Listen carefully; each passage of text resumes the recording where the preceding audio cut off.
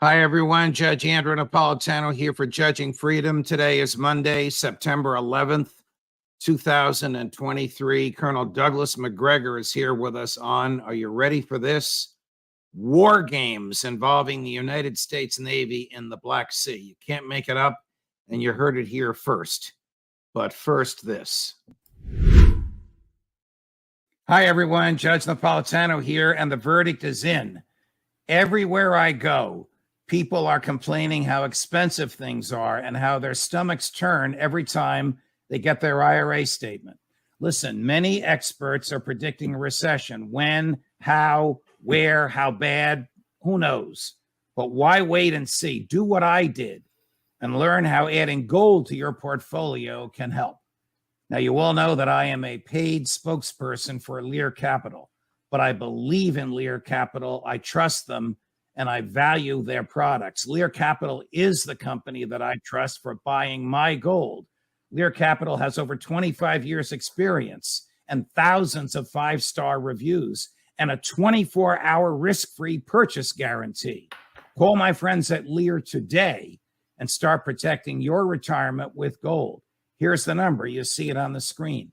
800-511-4620.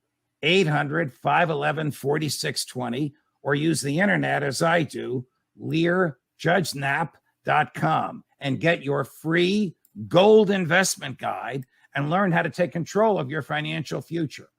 Now listen to this. My friends at Lear are offering to Judging Freedom customers only a $15,000 bonus in gold.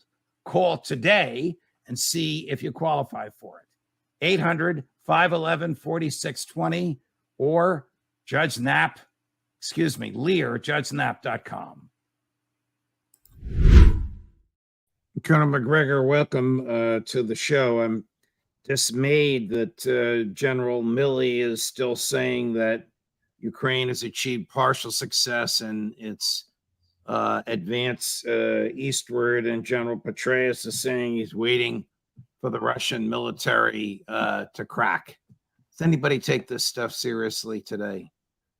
Well, unfortunately, I think a lot of people in the West continue to believe what the mainstream press tells them. I wish it weren't true. There are people beginning to question the thing, though. That's the good news. Even in Germany, as well as in Austria, Switzerland, some people in France, but not on the scale that we would like. Of course, in Great Britain, there doesn't seem to be anyone of note questioning it. There are a few spokesmen, but unfortunately, the monopoly in the hands of the people that control the media guarantees that only one message is trumpeted through the mainstream. Here's your fellow West Point graduate, General Petraeus, on his belief, he claims sincerely, that Ukraine can isolate Crimea and isolate President Putin. At most this fighting season, hopefully cut off that ground line of communication, isolate Crimea, and at some point demonstrate to Russia that this is not winnable and that it's not actually survivable. Russia ultimately concluded after nearly 10 years that Afghanistan was not sustainable. And that's what needs to be conveyed here. By the way, we need to play our part in this as well, because Vladimir Putin doesn't yet look in the mirror and see somebody who's made a catastrophically horrific decision for his country. He sees a leader of a proud people who outsuffered Napoleon's army and outsuffered the Nazis, and still thinks he can outsuffer the Ukrainians, the Europeans, and the Americans. And the sooner we convince him that that is not going to be the case with a comprehensive approach, what we provide to Ukraine, what we do to the Russian economy, export controls, diplomatically, and so forth, then and only then do I think you have an opportunity where you might have some kind of resolution of this war and avoid a new frozen conflict, let's say, with new front lines. At least he's recognizing the history of the Russian peoples resisting heroically, but at great cost, the various efforts by Europeans to invade them. But he still seems to think that somehow the U.S. can help Ukraine liberate Crimea. This is the first time I've heard him get this far off the range. Well, the first thing I'd point out is this use of the word outsuffering, I think, is an insult He forgets that in 1815, 200,000 troops marched into Paris, and it was ultimately the Russian component that was decisive for the defeat of Napoleon. So I think the notion that the Russians can bleed but are otherwise incompetent is nonsense. Setting all that propaganda aside, there's no evidence for any breakthrough anywhere. In fact, if you're Vladimir Putin, you know that the Ukrainians are in terrible condition. In fact, Vladimir Putin has large numbers of generals urging him to pull the trigger and launch an attack all the way to the Dnieper River. And again, thus far, he's resisted that. And he has various views on the subject, one of which is he still wants ultimately a relationship with the West. So he's bending over backwards to try and avoid a conflict that would make such a relationship impossible. So he's held back. How much longer that will go on is anybody's guess. But there's no evidence of any kind for anything that Dave Petraeus had to say, sadly. Colonel, is the United States Navy and the British Navy and various European navies planning war games in the Black Sea on the very coast of Russia as we speak? Yeah, it turns out that an announcement was made by the Romanian Ministry of Defense today that there will be a joint combined NATO naval exercise in the Black Sea. Most of the ships are already there, but perhaps not all of them. We don't know. They're now saying that in addition to the British, the French, Romanians, there are also going to be some Turkish vessels, as well as obviously U.S. participation. The story is that given Russia's barbarity and widespread commissions of evil everywhere, we have to conduct a quote unquote freedom of navigation operation as part of this exercise in order to put the Russians in their place and show them that they can't monopolize the Black Sea. Now, that's the cover story, the public argument that's being made. Privately, I'm being told by my European sources that there is a plan to try and escort vessels carrying arms to the Ukrainians into Odessa. I hope that's not true, because in addition to the freedom of navigation exercise, depending upon what they do under that title, that's dangerous in and of itself. If they sail too close to Crimea or the Russian coast, then it seems reasonable that there would be some sort of confrontation. The Russians aren't going to tolerate that. And we've already had problems with drones that we flew in the area that were attacked and shot down. There will be no backing off by the Russians at all. Remember, last year there was an incident involving the Royal Navy, which got a little close, and aircraft were scrambled, and the Russians made it very clear, don't do this again. The next time we will sink you. So I don't know what they're planning to do under freedom of navigation, but if it's risky or reckless, they could get into a fight with the Russians that ultimately they will lose. You can't defeat a power ashore from the sea, certainly not from a puddle like the Black Sea.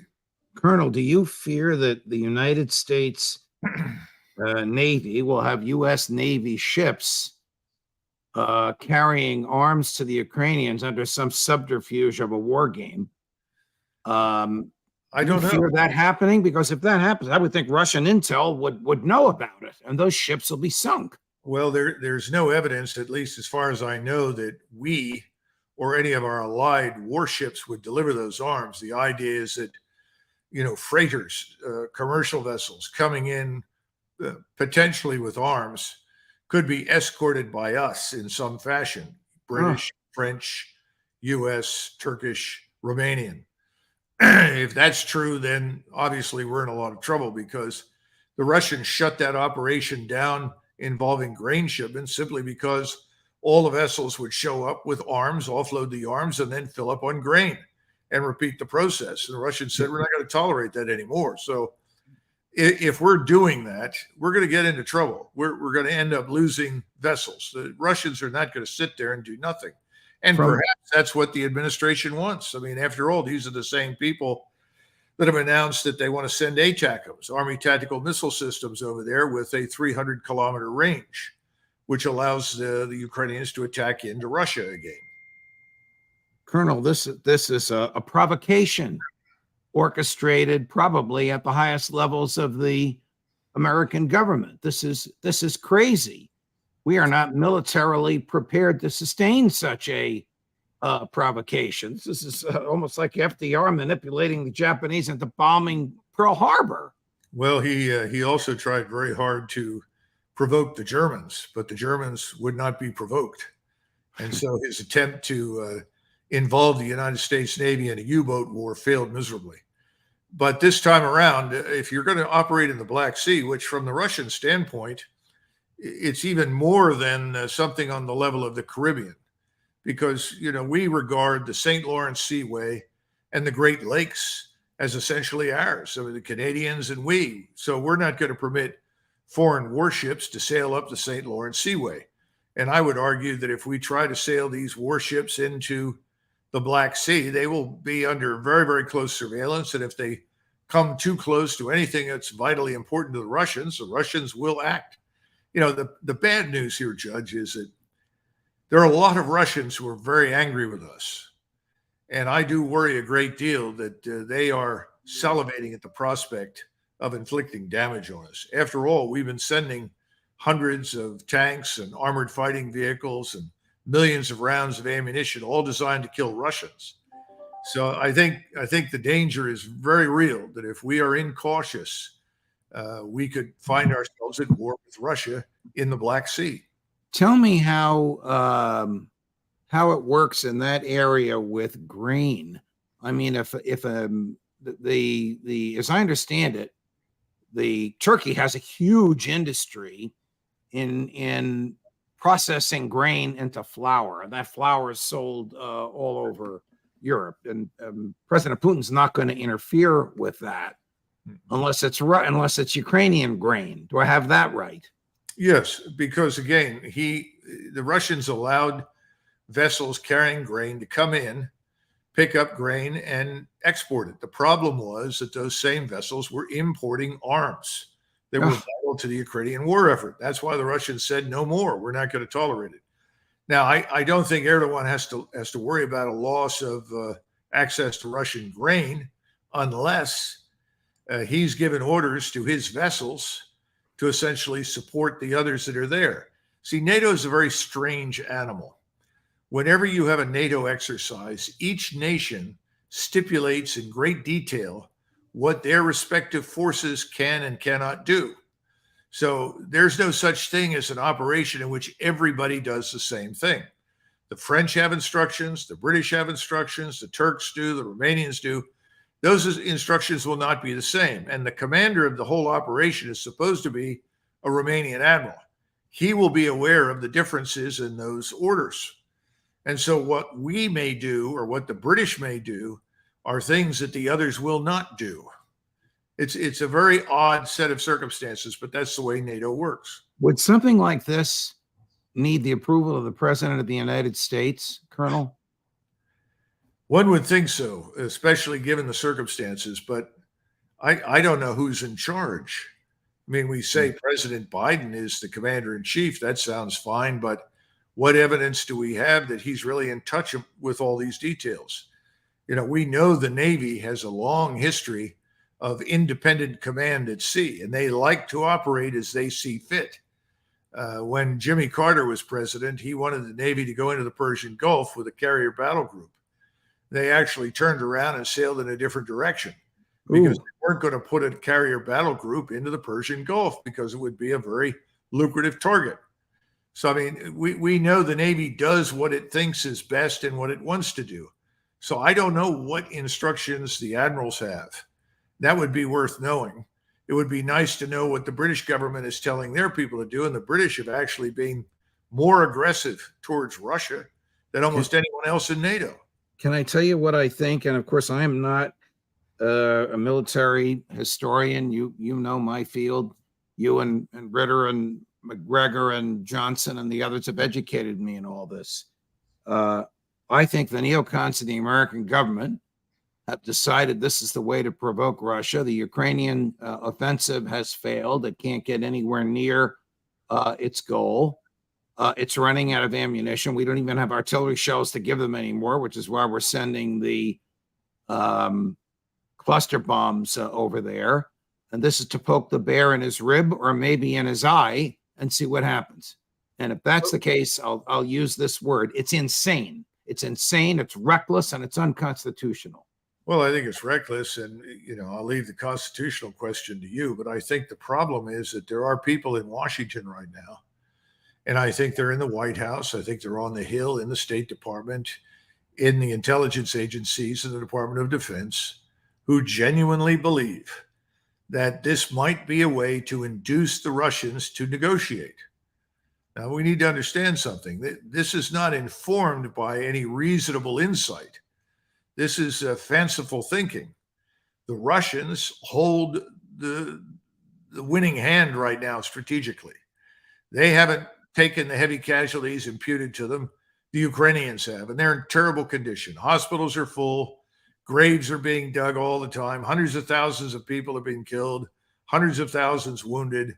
The Ukrainians are so desperate that they are trying to get the Polish government, other governments in NATO, to round up Ukrainian citizens who are refugees in their country, who are able, quote unquote, able-bodied men, and send them back to Ukraine to fight.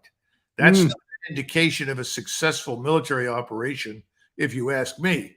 But for some reason, I think there are foolish people who really believe the Russians will shy away from taking direct action against us. And I think part of that is just between you and me and the public listening is Vladimir Putin's fault. Putin has sat on his duff in these defensive positions too long. And he's conveyed the impression to people, a wrong impression, that for some reason he can't attack. That's not true. But I think that perception is very strong in Washington and London. The outcome is this dumb idea of effectively provoking the Russians. And what is the best place to do that historically if you're an American? At sea. Most of our conflicts have begun at sea. Look at the incidents of the Spanish-American War. Look at the incidents with the Germans and with the Lusitania. Go into World War II. Look at the incidents involving the Japanese and the Germans. And ultimately, the provocation towards the Japanese worked. We've had problems with this thing called Gulf of Tonkin resolution. Subsequently, we've had incidents involving North Korea at sea. Sea is a very dangerous place. But if you're determined to provoke your enemy, and it looks like that's the case in Washington, then the Black Sea is obviously ideally suited to it. Colonel, this morning you sent me a piece to read, which argued that Ukraine has lost 387,000 troops. 387,000. That is a huge number. You have reason to believe, I assume you did, you wouldn't have sent it to me. Do you have reason to believe that that number is accurate? Well, the numbers that I sent to you in that particular article, that came from an Austrian publication. And the publication based its findings on several other sources. But they said 382,000 had been killed last year in 2022. So that would suggest that the totals are well over 400,000 now. I don't know. I'm comfortable with the 400,000 number. Most of the analysts that I know that I trust, and you talk to some of them, agree that 400,000 killed in action is reasonable. Now, they also provided some numbers for the so-called mercenaries, foreign volunteers, and so forth fighting for the Ukrainians. Right. And out of some 54,000, right. Apparently there were 32,000 casualties, killed and wounded. And I don't know how many of those foreigners are still left. That's a very large number, too. So, again, I think what we can conclude with some degree of certainty is Ukraine is losing this war very badly. They're bleeding to death. That's clear. Is there a comparable, not comparable, but is there a credible number of Russian military killed? It can't possibly be this number. If Ritter's numbers are correct, if it's a 7-to-1 ratio, then we're down to about 50 or 60,000 Russians to 450,000 Ukrainians. No, I think Scott's correct. And he has a different calculus that he uses. But I think most of us are coming to similar conclusions. And I think that's ultimately what we'll find out at some point in the future. But right now, nobody is going to reveal the truth. So you're dependent on all the open source information that's out there. The bottom line is that this is key. The Ukrainians are losing. They're not close to victory. They're not going to get close to victory. They've had it. And remember that the Russians are growing in strength with each passing day. I've seen figures that suggest that between now and the first of the year, there'll be another 300,000 Russian troops under arms, fully trained, joining the 750,000 that are out there now. Now that's over 1 million. And eventually we know that their target is to get to 1.2 million. So there's no chance for the Ukrainians to win this. Why do you think President Putin is hesitant to end this once and for all with a sledgehammer? Well, I've thought a lot about that. And you have to go back and listen to him over the last 2-3 decades. Again, Vladimir Putin is the one Russian who's lived a substantial portion of his life in the West. A lot of those years were spent in Germany. He speaks German fluently. He knows large numbers of Germans, businessmen, as well as military leaders. He understands the West probably better than anyone who's been in charge in Russia for generations. He wants a relationship with the West. He said that. He's made that very clear. He was asked, do you think Russia is part of the West? He said, Russia is certainly a European power, and we want to be part of Europe. I mean, you can't be more direct than that. So I think that's part of it. And again, as I've said before, we've made it very clear we don't want to live with him. We want him gone. We don't even want Russia to exist in its current form. We'd be happy to divide it, strip it of its resources, and sell it off at auction. On the other hand, he's taken the opposite position. He wants to live with us. Now, if we can change the governments in the West, I'm sure he would have people he could do business with. But right now, what's he got? In Washington, he has this sort of lunatic fringe that's decided to engage in brinksmanship now in the Black Sea. And every time we've talked about red lines, we won't ship the Ukrainians this, that, or the next thing. A few months later, we throw away the constraints and say, no, we're going to ship them. So from the Russian standpoint, they're beginning to say, how much longer before they give the Ukrainians a tactical nuclear weapon? I'm sure they're worried about that. And with some justification, I would say. Again, this makes no sense, but who is standing up in the Senate or the House? Nobody. This is unacceptable. Americans don't want this. Look at the polling data, 2-1. Americans think that controlling the southern border is much more important than controlling Ukraine's border or helping Ukraine against Russia. The polling data is out there. The European electorates are moving in very similar directions. So the broader populace in Europe and in the United States opposes war with Russia. Colonel, thank you very much for this analysis. Deep and profound and breaking news, because we haven't seen anything about these war games anywhere else, but it's out there now. Always a pleasure, my dear friend. Thank you. Thank you, Judge. Wow. Judge Napolitano for Judging Freedom.